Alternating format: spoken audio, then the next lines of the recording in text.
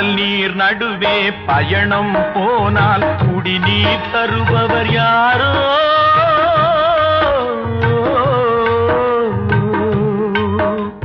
தனியாய் வந்தோர் துணிவை தவிர துணையாய் வருபவர் யாரோ?